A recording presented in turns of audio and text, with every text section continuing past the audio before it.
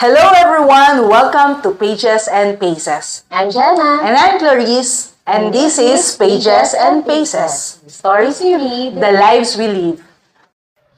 Okay, welcome to Book 2. Ayan, so I hope na-miss nyo kami. Na-miss din namin kayo. So, welcome as another book na whole new chapter Ayan. ng ating Book 2. Yes. So, alam nyo, confession muna. Kasi baka akalain nila talagang nagsimula tayo as reader. Ayan. So, hindi talaga, ako, talagang reader talaga. As in, puro ako laro ng bata. I remember, parang naglalaro lang ako sa labasan. Ayan. So, may mga panahon na ang libro ay ang huling option natin. Ayan. So, ang huling gustong hawakan. Pero nandito ko ngayon na ang dami-dami na nating nabasa. Yes. Ganon din ako actually. Meron lang akong phase na natatandaan ko nung bata ako. Meron akong mga mahilig basahin. Pero dumating din ako sa point na may malaking gap sa buhay ko na hindi na ako nagbabasa. Kasi, diba, busy, Yes. nangyari yung mga nag-college, gano'n. So, ang binabasa ko lang nun, talagang yung pang-school. Yes. Oo. So, when people ask us, paano ninyo ginawang reader ang inyong mga anak? Actually, may konting irony doon. Ayan, so, ang honest question is, natuto rin kami. Tayo mismo, di ba? So, kasabay ng aming mga anak at yung mga pag-uusapan natin ngayon. So, welcome to Book 2 ng Pages and Paces. At sa aming first episode, pag-uusapan natin ang mga libro. Sino kami at sino ang mga anak natin bilang readers. Ayun, alam mo, akala ko nakadepende sa personality ng isang tao or bata, yung pagiging reader niya, kung magiging reader siya. And then, naalala ko yung sinabi ni Charlotte Mason, na sabi nga niya na ang pinakamalaking problema ng education noon at ngayon ay ito. Ayan, so sabi, the most common and monstrous defect in the education of the day is that children fail to acquire the habit of reading. Noon pa niya sinabi yon, di ba? More than 100 years ago na. Pero kahit ngayon sa panahon natin, totoong-totoo pa rin yon. Kasi ngayon, hindi lang books ang kakompetensya ng mga books. Nandiyan na yung mga YouTube, yung mga cellphone, lahat ng short form content na design for instant gratification. So kapag nagtagumpay ka nga naman na makapagpalaki ng isang reader, talagang masasabi mo na hindi lang siya simpleng accomplishment, di ba? It's a resistance sa ganitong klase ng age na digital na lahat ang gusto. Tama. And kaya natin to pag-uusapan ngayon, yung foundation, yung bagay na ang habit of reading. So, hindi ito book list. So, I believe na pahapyawan na natin to sa isa sa mga discussion natin nung book 1. Yes. Pero ngayon talagang mas ididigin natin ano yung habit, ano yung ilalay down na habit natin. Yes.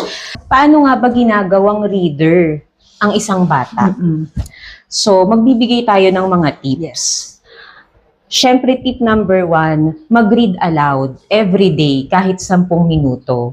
Alam nyo, ito yung pinaka-simple at pinaka-powerful. Read aloud talaga kasi, di ba? Kailangan mo kasi talagang ikaw yung mag-initiate sa pamilya mo, sa mga anak mo. Hindi lang to para sa bata na hindi pa marunong magbasa. Kahit pala sa mga anak mo na marunong nang magbasa, kahit nga daw teenagers, Mag-read aloud pa rin. yes, importante pa rin na nagre-read aloud ka. And sabi nga dito sa ating book pa din, the adult, whether teacher or parent, has to be able to enjoy and understand what he or she is reading with the children. Dito pa rin yan sa book na For the Children's Sake, ni Miss Susan. Kasi pansinin ninyo, sinabi niya, kailangan i-enjoy ng adult. Diba? Kailangan nag-enjoy ka din as a mom, as a person. Hindi lang binabasa mo lang siya for the sake na matapos mo yung libro, masabi mo na nakatapos ka na, i-enjoy mo rin siya.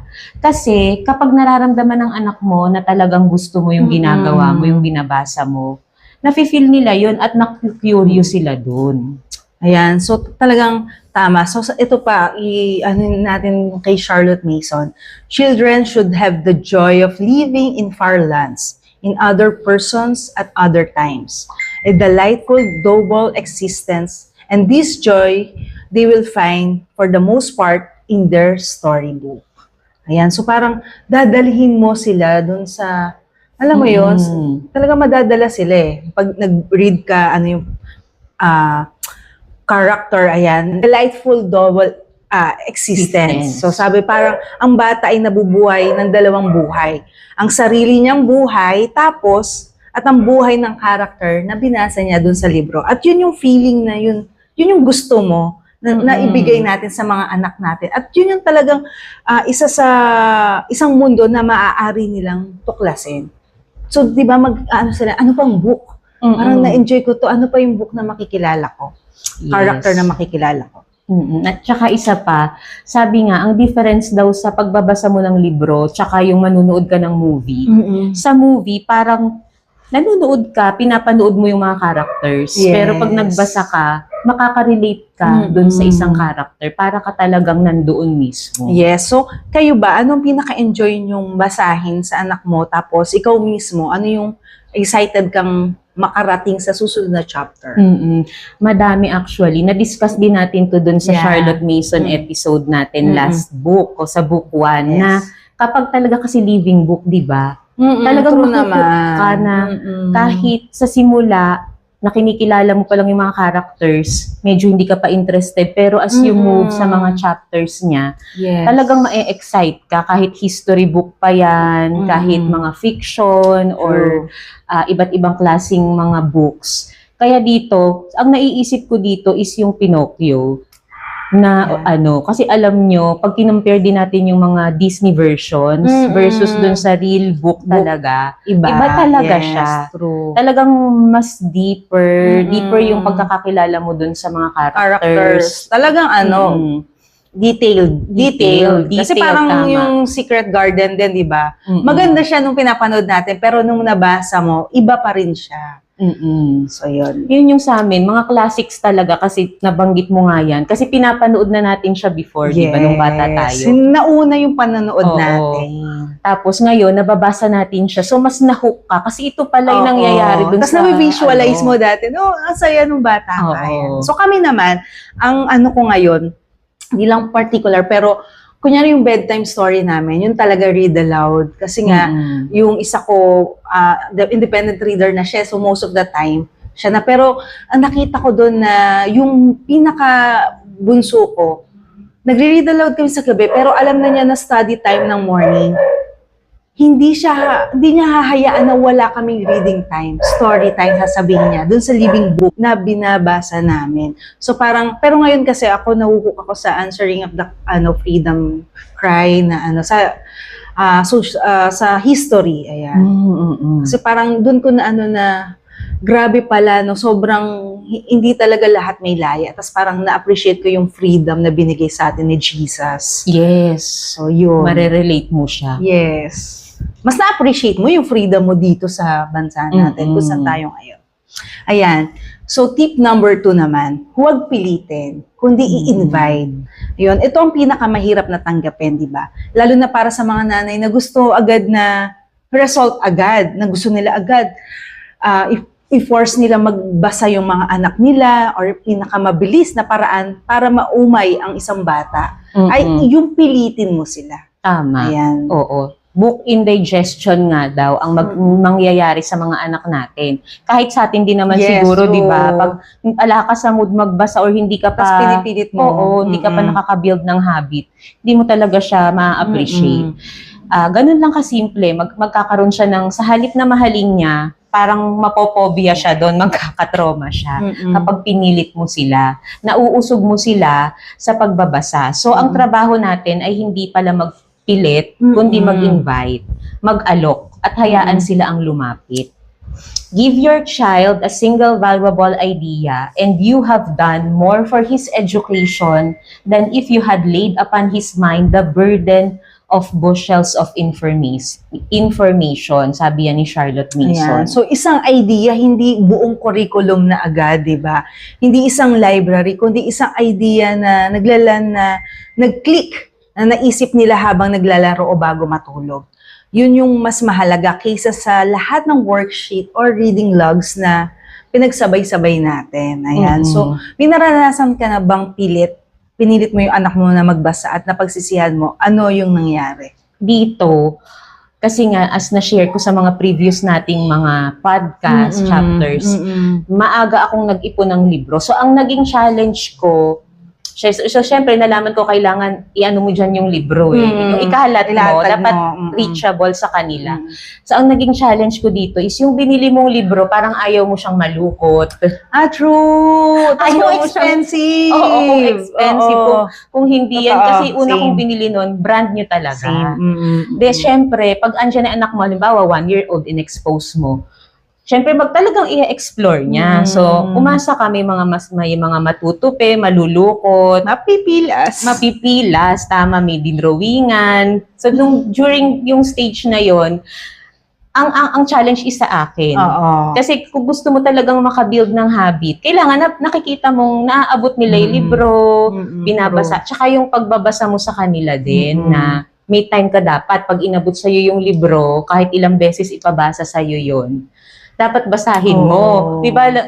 Like yung mga may period, yung mga anak natin Na may isang book lang. May isang book lang siyang gusto. So, more than sa pagpilit, ito yung medyo good problem naman siya, di ba? Kasi andyan na yung books, gusto na nung anak mo, kailangan ready mong na. sumabay. Ayan. So, actually, yun yung problem natin.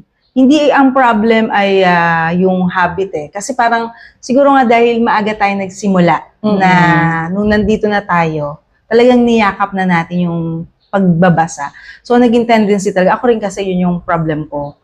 Na parang, papabasa ko na ba to? Meron akong di ba, book na for devotion na ang mahal. Tapos kinumplete ko siya. So, sabi ko, gusto ko sana maganda siya.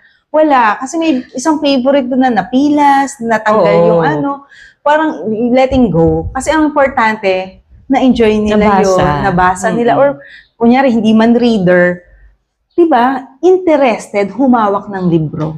Yes, kasi doon naman talaga siya nagsa-start. Yes. And ito, tip number 3, maging reader ka mismo. Ikaw as a parent, as a woman, diba? Hindi ito guilt trip ha, pero ito yung katotohanan. Kasi ang mga batang nagmamahal sa pagbabasa, kadalasan may nakikita sila na example na gustong-gusto rin magbasa. Yung genuinely nag-e-enjoy sa pagbabasa. Pero ang tanong, anong klaseng libro ba dapat ang babasahin natin? There has never been a generation when there is so much twaddle in print for children, sabi ni Charlotte Mason. Ayan. So, bago tayo magpatuloy, i-define muna natin ang salitang twaddle. So, sabi ni Charlotte Mason, ginamit niya ang salitang ito para tukuyin ang mga librong walang nutritional value sa isip ng bata. At ayon sa Simply Charlotte Mason, isa sa pinaka-credible na CM resources natin sa panahon natin, twaddle ay dumbed down language often represented in short, choppy sentences. So ito nga, 'di ba? Yung mga libro kasi dapat nagbibigay sila ng mabubuting ideas. Yes. Nag-i-invite sila ng real thinking. At nagpapalago dapat ng imagination ng mga bata. So think of it, yung twaddle, think of it daw as brain junk food pala. So kung i-compare natin sa food, para siyang junk food. Masarap, entertaining, pero walang nourishment. At doon niya sinasabi na, at noon pa niya sinabi yun. Pero ngayon, alam mo, pag tiningnan natin sa mga bookstore, madaming twaddle talaga. Oo. Ang daming libro na maganda ang cover, pero walang laman. Ang daming content na design, pero para lang maging busy ang bata. Hindi siya para paunlarin yung isip niya. True. Kaya kapag ikaw mismo ay reader, malalaman mo yung difference eh. Tsaka it takes experience din kasi. Alam mo kung alin ang worth it at alin ang hindi. Parang habang binabasa mo yan, na-realize ko parang twaddle books yata yung kakabili ko lang ng nakaraan na isang bundle pa. Kasi nga parang lang siya how to read eh. So parang, I don't know, hindi ko pa na-open, pero yun eh. Yung isang sentence na, the rat is in the mat. Para lang yes, we want our kids, our children na makapagbasa. Pero hindi nga yun yung main goal eh. Oo, para ba kasing ang thinking natin dito is, nag-e-effort ka na lang din na mag-build ng habit, isabay mo na yung quality ng books. Yes, true. Diba? Ako din noon, nung twaddle books, nalaman ko, may twaddle books pala, may living books. Ngayon, parang, ano ko ngayon sa mind ko, na-evaluate ko yung books na meron ako. Lalo na nung time na pangbata lang yung binibili ko. So, pag pupunta ngayon ako sa mga bookstore, parang ibabrowse mo muna siya, tapos i-assess mo based sa kung ano yung alam mo ngayon, kung habang namimili ka, ano ba to, twaddle ba to, or hindi. Tapos, alam mo, madami din kasing mga nagsasabi na, sobrang sama ba talagang magbasa ng twaddle? Bakit hindi ba pwedeng minsan twaddle, minsan living books? May caution din sa atin dito na kasi parang ang junk food. Kasi di ba tayo kumakain ka din naman ng junk food. Pero pag masyado kang nag-enjoy dun sa mga sweets, sa mga candies, ang effect niya sa body mo is, di ba, hindi naman maganda. So, yun lang din. So, tayo as parents, i-guide na lang din natin kung ano yung mag-work sa family mo. At dapat talaga, kapag sa pagkain, mas madami kang nutritious na gustong ipakain. Ayan. So, tip number 4, ayan, mag-invest tayo sa actual hard copy books. Ayan. So, okay, pag-usapan natin to, no? Okay lang ba na e-books or Kindle or audiobooks? And honest answer namin dyan ay may place yon. So, pero may something na naiiba talaga kapag hawak mo or ng bata, yung actual na libro. Tama yon. Kasi yung screen, di ba, may notification siya. May autoplay, may next video waiting. Pero ang libro kasi na actual hard copy, wala yung mga ganun. Walang distractions, kumbaga. Alam mo, lalo na kung sa bata na nagbibuild ka pa lang ng habits. Mas maganda ang hard copy. Kasi baka ma-distract pag or matempt na magpunta sa ibang mga apps. Yun. So, yung libro talaga, may pahina, may kwento, walang interruptions, at may something sa texture ng pahina, yung mga pages, sa amoy ng libro. Di ba? Lalo na yung mga old vintage, mga old books, na hindi talaga marereplicate ng screen. Ayan. Sabi nga ni Charlotte Mason sa ating home education, children must have books, living books. The best are not too good for them. Anything less than the best is not good enough. Ayan. So, dito naman natin i-define yung living books, which is nasabi na rin natin before, pero para lang dito sa ating chapter na to, kasi ito yung opposite ng twaddle. Yes. Ayon sa Simply Charlotte Mason, ang living books ay well-written, engaging, and invites the reader inside, teaching not through the dull imparting of facts, but through the lives and event of the characters. In other words, ang living books ay may buhay. Kaya nga living books. May character na maaari mong mahalin o kainisan. May kwento na nagbubukas ng mga tanong, hindi nagbibigay ng lahat ng sagot. Ito yung klase ng libro na naiisip mo pa rin 3 linggo pagkatapos mo siyang basahin, or even nga maraming years na ang nakalaan, may maiiwan sa yung part of that book. At para kay Charlotte Mason, hindi ito optional. Ito ay necessity, at ang libro na to ay hindi luxury. At yan yung isang bagay na hindi ko lubos na iintindihan nung una. Akala ko, books are books, pero hindi, di ba? May malaking difference sa pagitan ng isang libro na nag-i-invite ng imagination at yung libro na nagdi-deliver lang ng facts. Ayan. So sabi nga for the children's sake ni Susan, if you can't give them everything, give them something. Maybe we can read 1 or 2 good books together aloud. Ang ganda nun. Totoo naman. Yan. So, may paboritong libro ba ang anak mo? Yung actual na hard copy na paulit-ulit niyang binabasa o hinihiling na basahin? At ano yung pakiramdam mo kapag nakita mo siya doon? Ayan nga, di ba, medyo napag-usapan na natin kanina. Yan, bawat age ng anak natin, di ba? Iba-iba. May season sila na talagang may favorite sila na book. So usually yan dati parang mga short story na book. Alam niyo yun, yung kung familiar kayo sa mga Good Night Moon. Yes. Tapos yung mga Little Bear. So, yung mga ganon, mga short story books. Tapos, habang lumalaki sila, meron ding time na chapter books, paulit-ulit. Tapos, ito nga din, na-share ko na Pinocchio. Nung pinasa namin siya nung grade 1, hindi niya na-appreciate yun.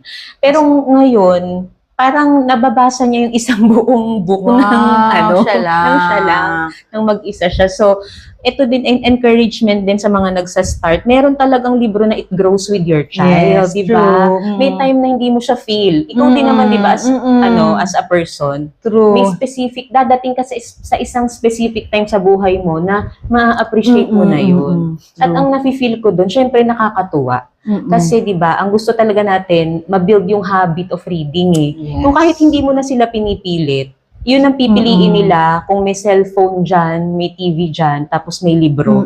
Gusto mo silang umabot doon sa point na pipiliin nilang magbasa pa din. So, nakaka-happy siya kasi alam natin na maganda yung magiging effect niya sa mga bata. Ayan. True naman yun. Sa amin naman, wala naman pa yung paulit-ulit. Sa mga little kids nga, yung short story talaga. Yung mga short story na may character. Mga picture books. Yes. Na, which is we also love. Pero yung sa older ko, kasi parang yung mga free reads namin, parang ang dami pa na kailangan namin basahin.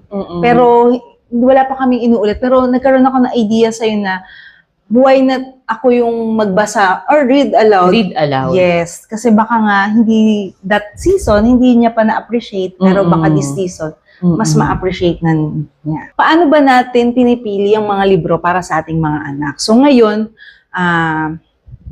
sabi nga ni Charlotte Mason, sa pagpili ng mga books, maraming twaddle, di ba? So paano mo malalaman kung libreng book nga or hindi? Ang ganda niyan kasi, eto na, willing ka nang mag-build ng habit of reading, pero hindi mo alam ano bang books? Yes. Paano ka ba maghahanap ng books? Yes. So dapat mga listeners natin, ito ay isang living book. Una, tanungin mo ang sarili mo, may buhay ba ang librong ito? Hindi siya dapat textbook lang or worksheets lang. Kasi as a parent, tempting din yung parang maganda to, gagaling siya dito sa ganitong subject, di ba? Pero isipin nyo muna kung living book ba yon. At kasi kung puro facts lang, hindi mahuhook yung anak mo eh. Kasi nag-build ka pa nga lang ng interest. Isang libro na may karakter na maaari mong mahalin nga o makainisan or may matutunan ka doon, di ba? Na may kwento na hindi mo malilimutan kahit tapos ka nang magbasa. Yes. So pangalawa, ikaw muna.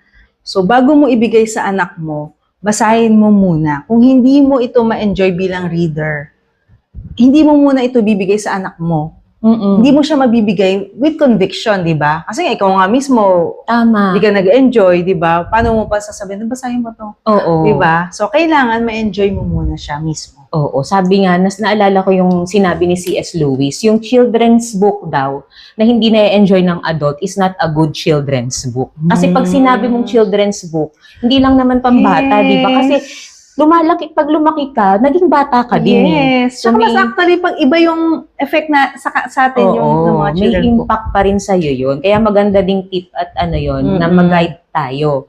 Nagbubukas ba ito ng tanong? So, yun yung pangatlo. Kasi living books with real stories, not moralistic ones, but stories that raise questions and cause children to wrestle with reality are in order. Ang ganda nito kasi ito ang litmus test.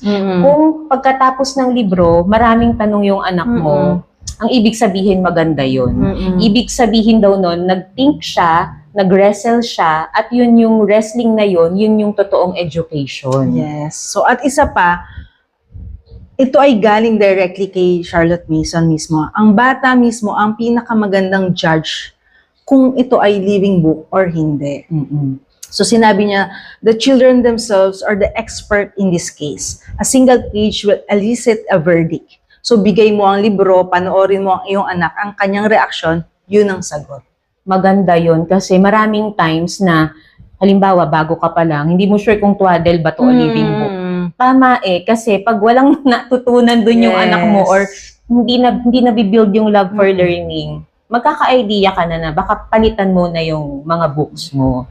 At kung hindi ka pa makahanap ng perfect book ngayon, okay lang. Perfection is the enemy of good. Magsimula sa isa, choose something that you genuinely enjoys at hayaan mo ang libro na gawin ang trabaho nito.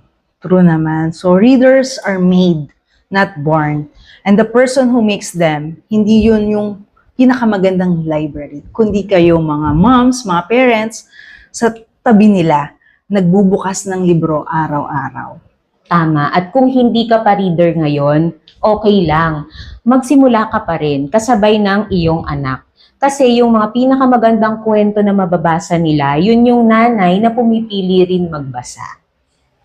Hanggang sa susunod, keep reading. Keep living. This is Pages and Faces.